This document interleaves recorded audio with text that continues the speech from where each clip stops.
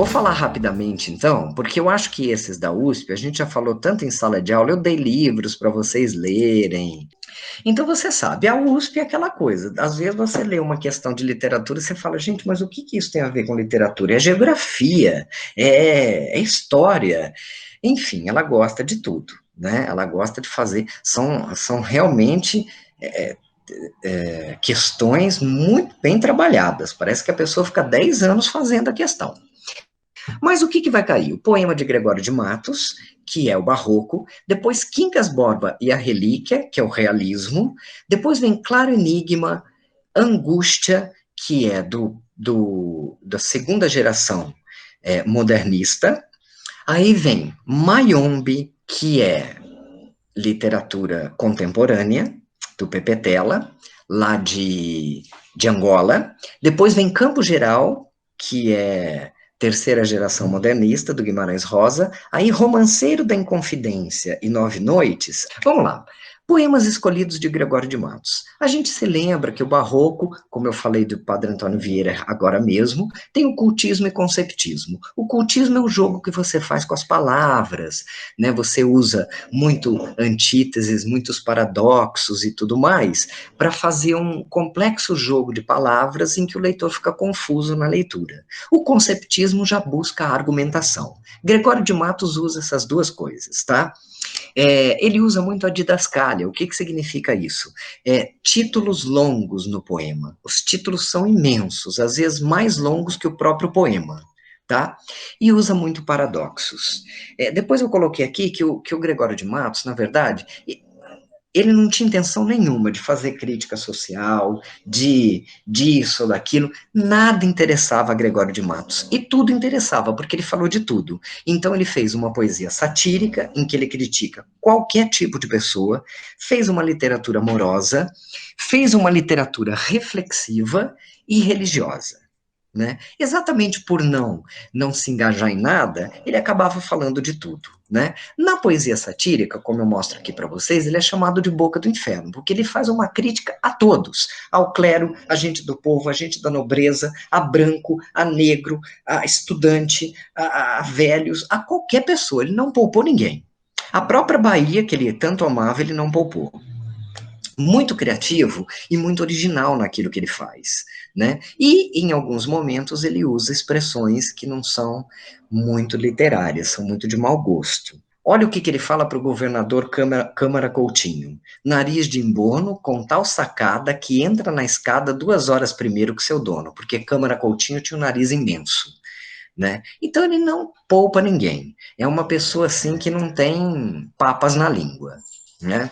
Triste Bahia, ó quão dessemelhante estás e estou do nosso antigo estado. Uma música da Bahia, tal, esse Senhora Dona Bahia. Enfim, vocês vão ver depois as poesias. Na Amorosa, ele tem algumas questões do platonismo amoroso, né, de neoplatonismo, que era do Camões, mas para as mulheres brancas. Para as de condição inferior ou as mulatas, era sempre com erotismo e desbocamento, né? Como esses que eu coloquei aqui para vocês, depois eu quero que vocês leiam. Então é importante você saber isso. É o típico panorama, pensamento da época, né? Mulher branca é para casar, mulata é para transar. Essa era a ideia de Gregório de Matos. Na poesia reflexiva, ele também pega algumas coisas do Camões. Por exemplo, o desconcerto do mundo, o pessimismo de Camões, a brevidade da vida, as contradições do homem, todas essas coisas que nos faz pensar e que é típico do Camões ainda. Porque o Camões foi do Renascimento, mas foi final do Renascimento. Então, o Barroco ali no seu começo, 1600 e tanto, ainda seguia algumas coisas, principalmente do maneirismo do Renascimento, tá? E ele faz isso. Nasce o sol e não dura mais que um dia. Depois da luz se segue a noite escura. Em tristes sombras morre a formosura. Em contínuas tristezas a alegria. Porém, se acaba o sol, por que nascia? Se é tão formosa a luz, por que não dura? Como a beleza assim se transfigura? Como o gosto da pena assim se fia? Mas no sol e na luz falta firmeza. começa o mundo, enfim, pela ignorância. Aí depois tem uma continuação que eu esqueci de colocar, mas ele vai dizer que a única certeza que nós temos é de não ter certeza de nada, é a inconstância. É a única certeza que nós temos. Parece coisa de português, né? A única certeza que temos é de não estar certo de nada, né? Quero destino que eu não creia no destino, e o meu fado é não ser fado nenhum. Depois ele tem a poesia religiosa. Sempre na poesia religiosa vai falar do sentimento de culpa, pecado versus perdão, arrependimento, esperança, salvação, mas sempre conceptistas. Então Deus tem que perdoá-lo, porque não tem outra coisa a fazer a não ser perdoá-lo, tá? Ele sempre vai mostrar isso. Senhor, eu pequei. Verdade é que sempre eu tenho pecado, mas sempre eu me arrependo. E todo pecador arrependido merece o reino dos céus. Logo, o Senhor tem que me perdoar. Essa é a poesia religiosa dele, tá? Depois vem o Quincas Borba, meus queridos, do Machado de Assis, que também que também não, é uma obra realista. Eu falei para vocês lá quando eu estava falando da Unicamp as características do Machado de Assis, né? E aqui nesse livro tem mais algumas coisas, porque ele faz digressão, que é aquele vai e volta da narrativa. Embora esse livro Quincas Borba seja o mais sério dele, primeiro porque é escrito em terceira pessoa, não é em primeira. Então, terceira pessoa, um narrador distante, você sabe que tudo aquilo é verdade. Depois tem uma intertextualidade, que ele fala de outras obras, né? A loucura, por exemplo, era caso de psiquiatria, de um monte de coisa que estava mostrando na época, por isso ele mostra. Sempre uma ironia, um pessimismo e essas coisas todas, tá? Então, essa obra vai mostrar justamente isso para vocês. Vocês se lembram quando eu comentei com vocês sobre Quincas Borba? Na verdade, Quincas Borba não é a história de Quincas Borba. O Quincas Borba aparece em Memórias Póstumas de Brás Cubas. Então não é, na verdade, o Quincas Borba ele aparece em Memórias Póstumas, ele fala da teoria do humanitas, né, do humanitismo, que tem aquela questão. O humanitismo, na verdade, lembra que eu falei para vocês, Machado de Assis é realista, mas ele critica as características do realismo. Nesse livro Quincas Borba, ele vai com a teoria do Quincas Borba, a teoria do Quincas Borba critica, por exemplo, o darwinismo, né, que é a questão da teoria das espécies e tal, né, é a lei do mais forte, né, quem tem mais chora menos, né, o humanitas precisa comer, então eu vou comer as pessoas. O que que faz? Como é que chama o rapaz que ele conhece? O Cristiano, ele vai comer toda a fortuna do Rubião, junto com a Sofia, que vai seduzi-lo, né? Na verdade, a história de Rubião, ele foi enfermeiro do Quincas Borba, o Quincas Borba morreu e deixou toda a grana para ele. E aí ele acaba indo morar no Rio de Janeiro. No caminho ele encontra com Cristiano e Sofia que vão dar um golpe nele, aos poucos, vão pegando toda a fortuna que ele tem, porque ele é tosco, bobo, puro, ingênuo, mas você tem que pensar que ele não é tão bobo e tão tosco assim, porque lembram-se que lá no começo do livro ele diz: o Quincas Borba disse que eu só herdaria fortuna se eu cuidasse do cachorro, que eu dei o nome de Quincas Borba. Obviamente que eu não gosto de cachorro, mas eu vou cuidar do Quincas Borba porque eu vou ficar com a fortuna. Então, ele também tem interesse, né? Ele também faz parte desse complexo mundo do Humanitas, né? Que é um campo de batalhas. Tribo A, tribo B. No meio, um saco de batatas. As duas têm que guerrear. Aos vencedores, as batatas. Ao perdedor, a morte. Qual foi o destino do nosso Rubião? A morte. Ele ficou louco. Louco de amor pela Sofia, miserável, acabou sendo internado em algumas clínicas para loucos e depois ele foge para Barbacena, para a cidade dele, e dorme ao relento na chuva tal. No outro dia ele é dado como morto, né? Jurando que era Napoleão III, né? Exatamente, eu coloquei aqui algumas análises, alguns resumos, falo das personagens, está bem esquematizado para vocês. Mas é aquela coisa da teoria do Humanitas, né? Ao vencedor, as batatas. Os vencedores são Cristiano e Sofia, porque são muito mais fortes que ele, né? E tem muita gente que pensa ainda assim, que acha que as coisas têm que ser assim, né? A questão da exploração mesmo, né? Tudo bem até aqui, né, gente? Se por acaso vocês depois enroscarem, tiverem alguma dúvida, no final vocês me perguntam. Eu vou falar mais rápido, porque senão vocês vão se cansar de mim. E eu não quero que ninguém se canse de mim, tá? Jamais. Isso nunca, senhor, nunca.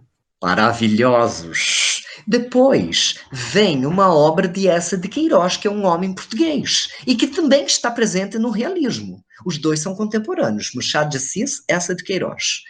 Essa de Queiroz, A Relíquia, é realismo em Portugal, 1887. É interessante porque essa obra a gente costuma dizer que ele escreveu três grandes obras no realismo propriamente dito, que foi Os Maias, o Primo Basílio, Basilisco é ótimo, o Primo Basílio e o Crime do Padre Amaro. Mas essa relíquia também é realismo, né?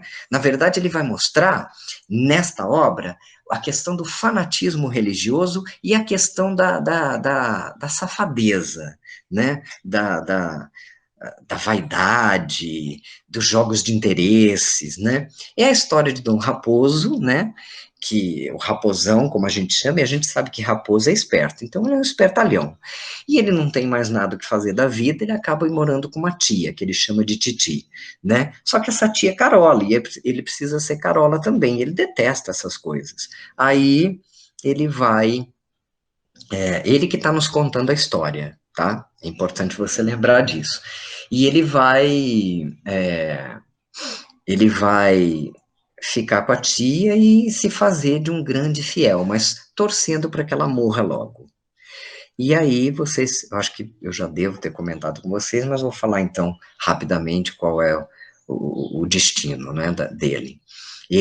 Um dia ele gostaria de ir para vários lugares, mas a tia dele só deixa ele ir para Jerusalém, paga a viagem para ele. Ele diz, bom, pelo menos lá ali, Jerusalém, vai ter prostíbulos que eu possa me encontrar com mulheres, tal, não sei o quê. E ele vai.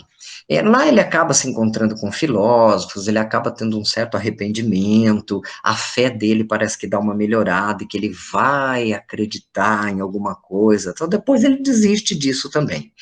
E como presente para a tia, né, como relíquia que ele tem que levar de Jerusalém para a tia, é a única coisa que ela pede para ele. Ele leva a cruz de espinhos de Cristo, né?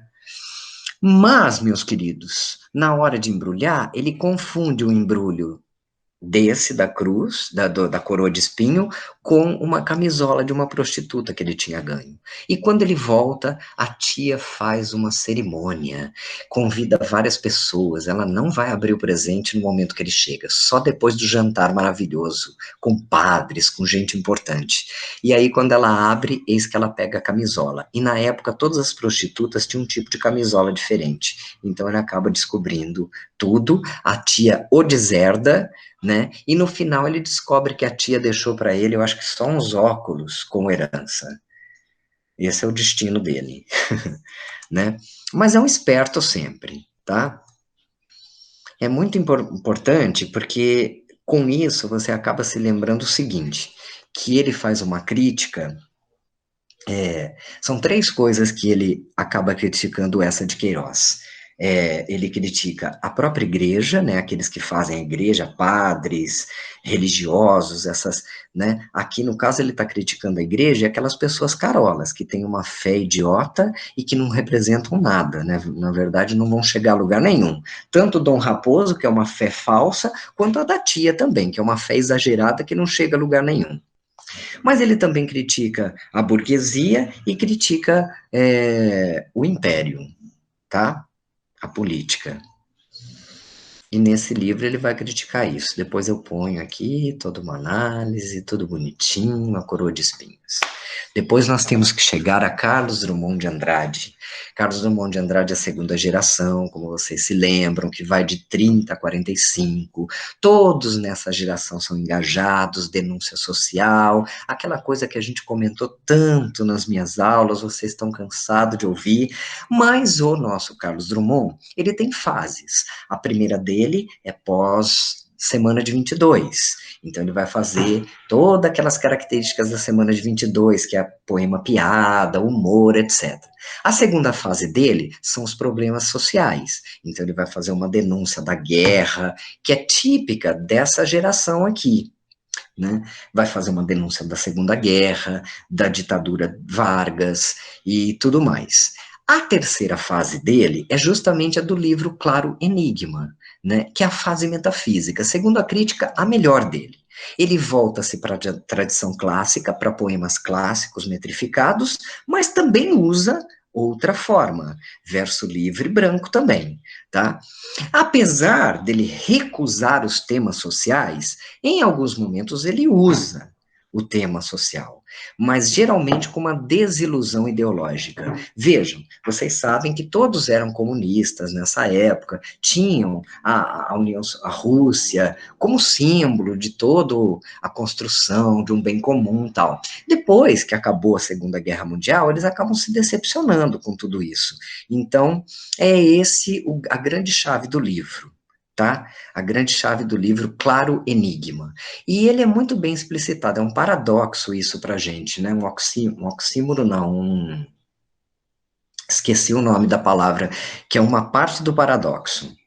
Antítese é uma coisa, paradoxo é uma parte da antítese, e aí tem um oxímoro, não é o oxímoro, é um outro nome, que é uma parte do paradoxo. Que, vejam só, a vida é um enigma, e para ele está muito claro, é isso que ele quis dizer, tá? Por isso ele usou esse claro enigma, porque enigma é uma coisa que você não sabe, claro é uma coisa óbvia, que todo mundo sabe, mas é o que ele quer dizer no livro. E são poucos poemas, 42 poemas, e feitos em 6 partes, entre o lobo e o cão, notícias amorosas, o menino e os homens, o selo de Minas, os lábios cerrados e a máquina do mundo. Em todos esses poemas, muito mais importante é o metafísico, é pensar as coisas que me doem, o meu papel no mundo, quais são os problemas pelos quais eu passo e etc.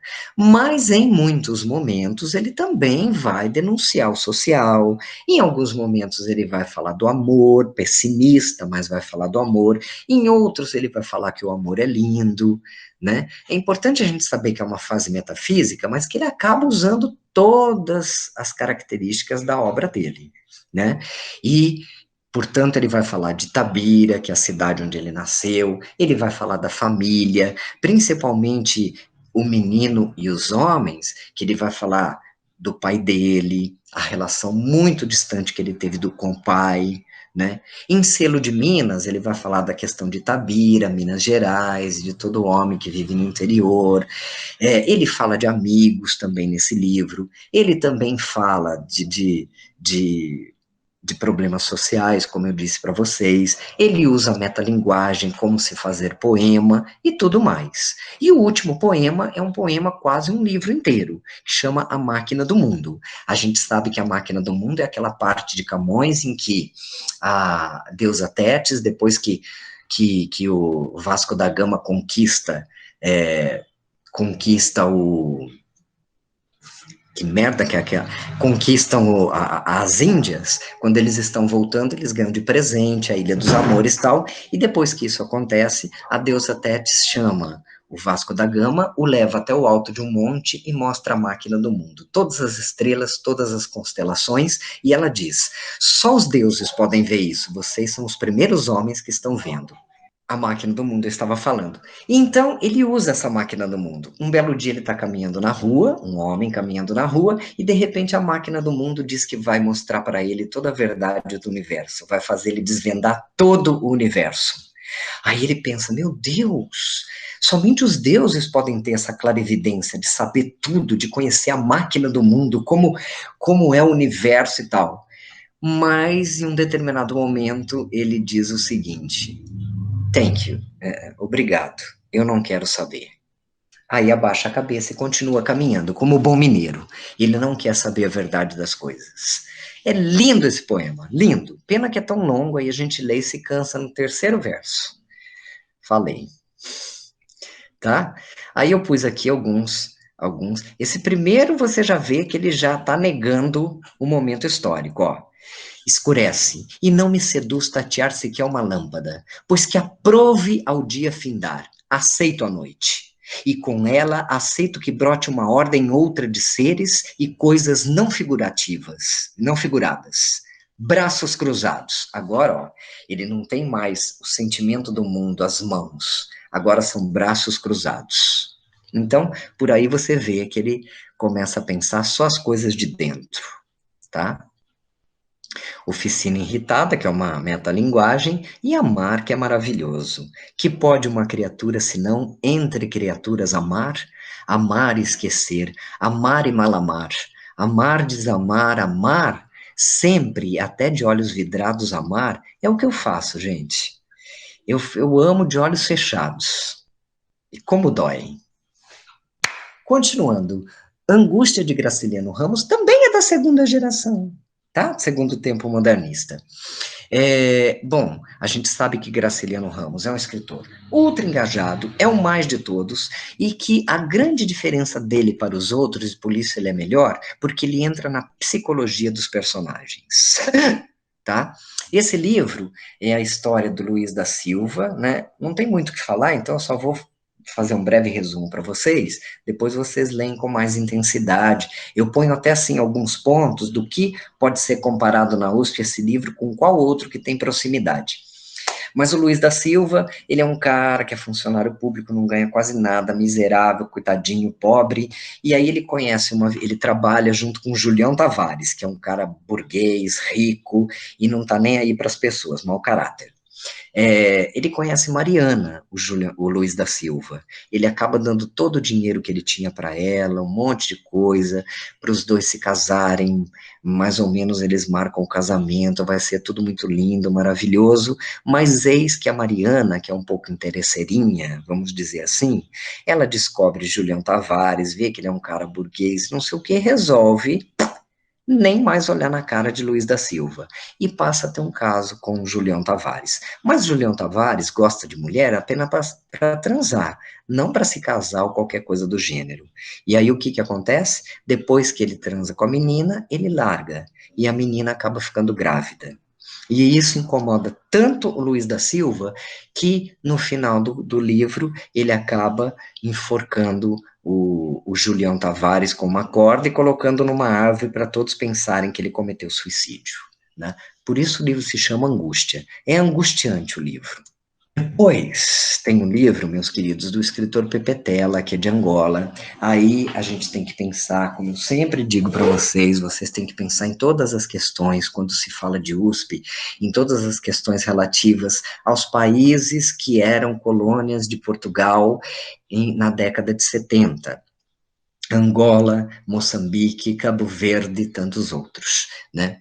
O Pepe Tela, ele participou, até hoje eu acho que ele porque até hoje esse partido político domina Angola, o MPLA, Movimento pela Libertação de Angola.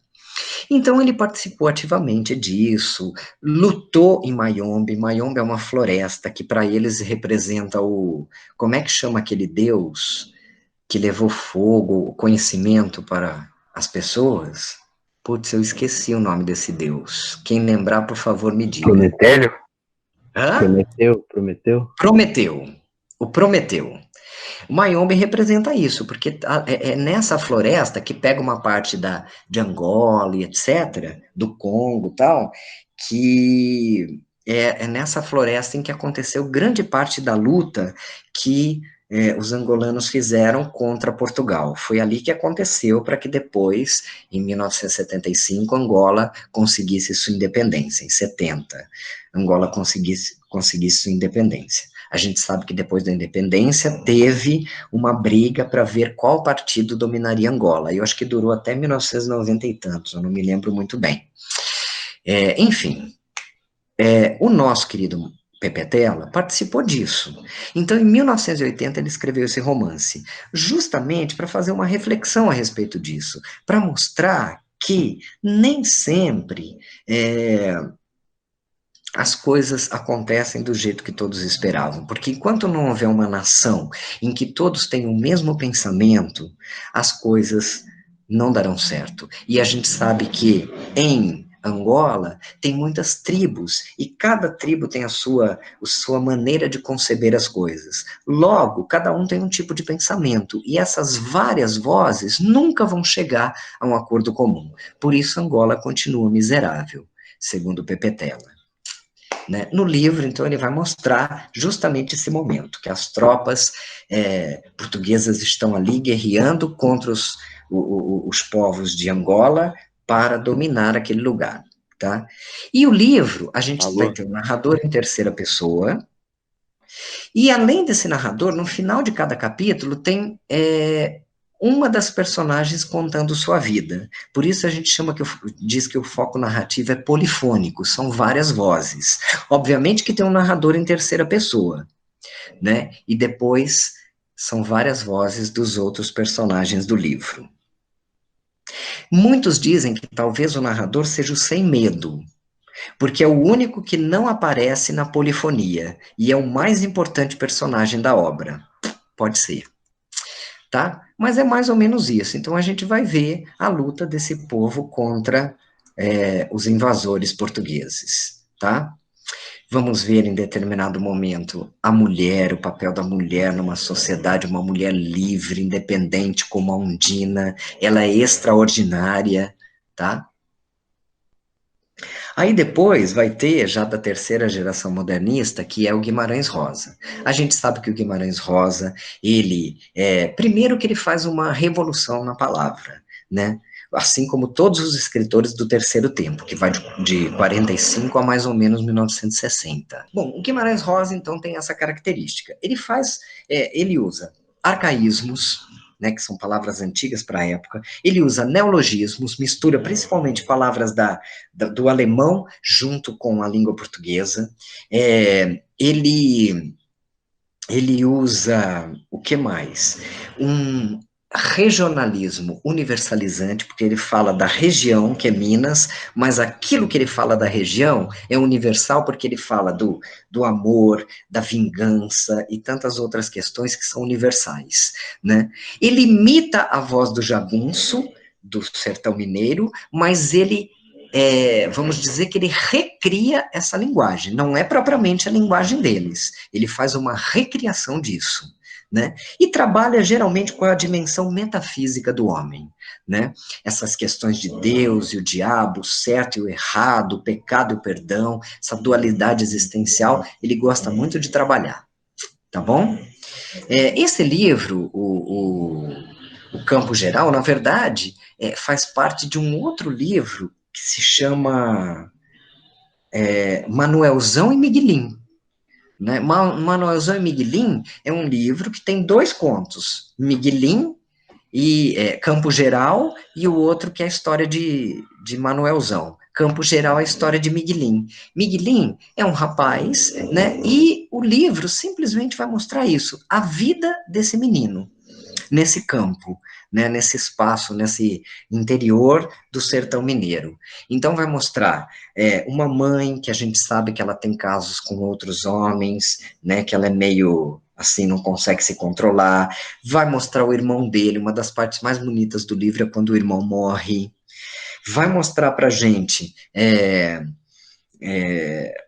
como que eles faziam para sobreviver, para poder comer, e vai mostrar também o final, quando aparece um médico, e um oftalmo, um oculista, e põe óculos em Miguelin, e Miguelin consegue enxergar as coisas melhor. Né? Essa parte é linda no texto.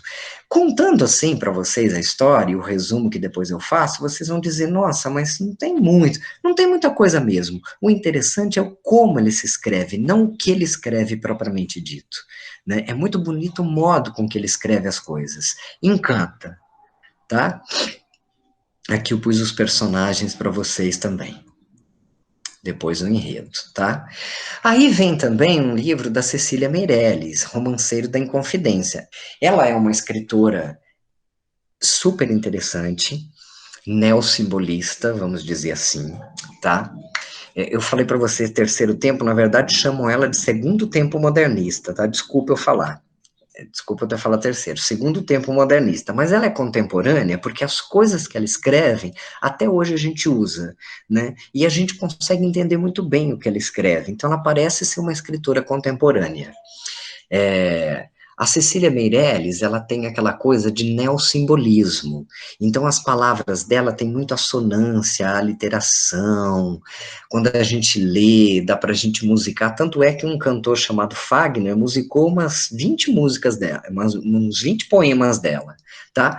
Mas esse livro é um poema épico, vamos dizer assim, né?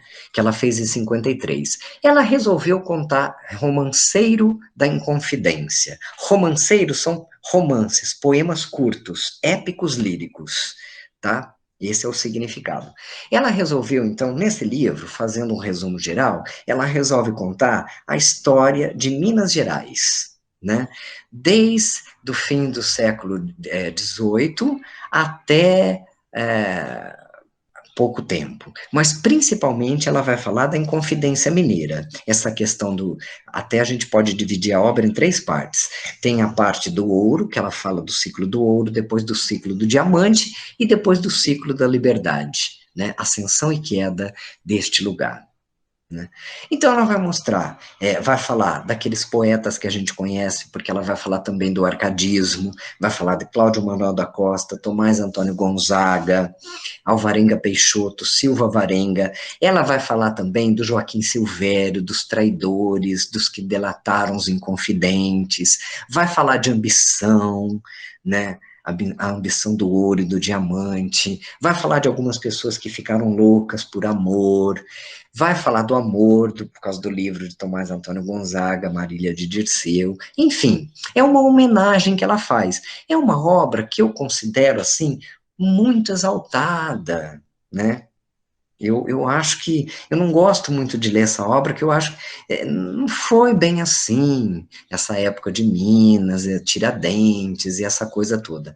Mas a visão dela é bem idealizada daquilo que aconteceu, né? São heróis, Tiradentes, Tomás Antônio Gonzaga, Cláudio Manuel da Costa, que delatou os amigos, mas ela não põe isso na obra.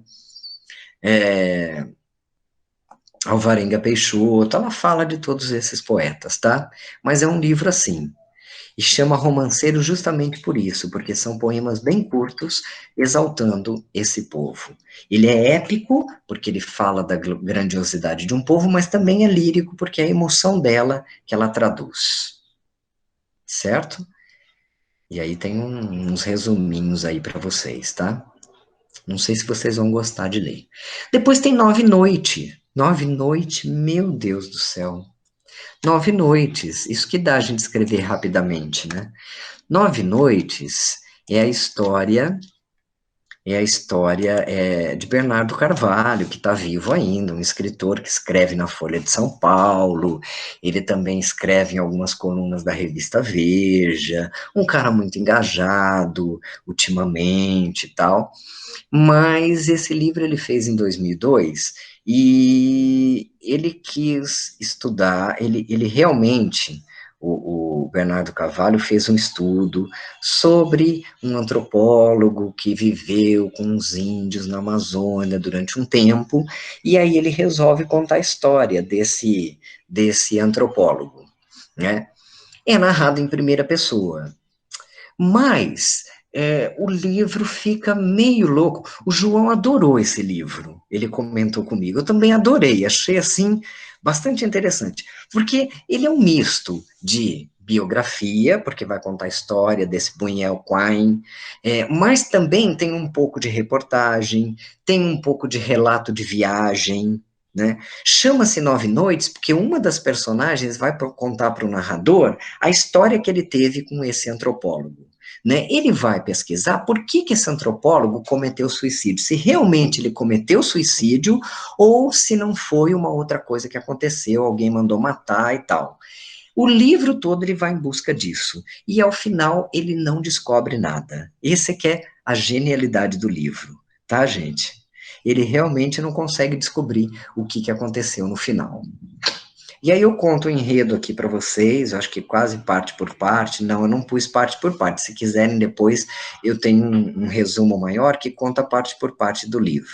Alguns chamam de romance e reportagem, outro de romance policial. Para mim, seria uma biografia. Mas também não é biografia, porque na verdade o narrador está contando, a gente não sabe se o narrador realmente é o Bernardo Carvalho, ele realmente pesquisou isso para uma tese dele, mas enfim, é uma mistura de tudo, de reportagem, de ficção, de verdade absoluta e tudo mais. Por isso é maravilhoso o livro. E aí a gente costuma não, a gente acaba descobrindo muita coisa dos índios, né? Muita das culturas dos índios que a gente acaba descobrindo ali. Embora o narrador tenha verdadeiro nojo de tudo isso. Ele fala constantemente do livro, quanto ele tinha de asco de viver nessas tribos, comer aquele tipo de comida horrorosa, e não tem o mínimo pudor de dizer isso. E da religiosidade desses povos e tudo mais, ele acha um tremendo de um saco. E era isso que eu tinha para falar para vocês. Gente, conseguimos falar. Amém? Amém. Amém. Mas é isso então, gente. Ah, eu tô com saudade de. Deixa eu terminar, parar de gravar aqui.